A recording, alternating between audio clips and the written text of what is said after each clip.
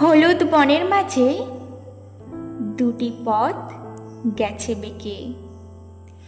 দুঃখ আমি একা পথিক, চলবো কেমন করে?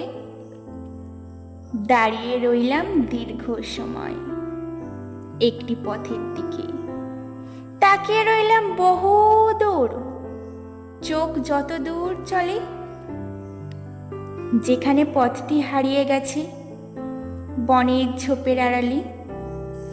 তারপর আমি অন্য পথটি নিলাম বেছে।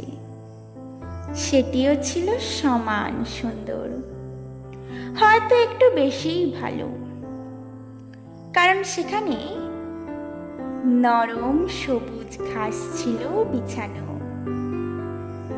যদিও চলার পথে দুটি পথই সমান হয়েছিল, সেদিন সকালে দুটি পথই ঢেকেছিল পাতায়।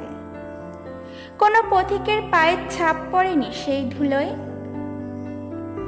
আহা, প্রথম পথটি তোলা থাক অন্য কোনো দিনের তরে।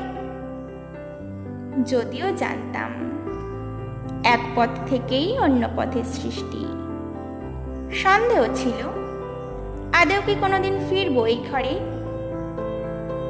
বহু বছর পর দীর্ঘশ্বাস ফেলে আমি বলবো এই কথা, বনের মাঝে দুটি পথ গিয়েছিল বেঁকে, আর আমি বেছে নিয়েছিলাম সেই পথটি, যেখানে মানুষ হেঁটেছে কমই, আর তাতে বদলে গেছে আমার জীবনের পুরো গতিপথ।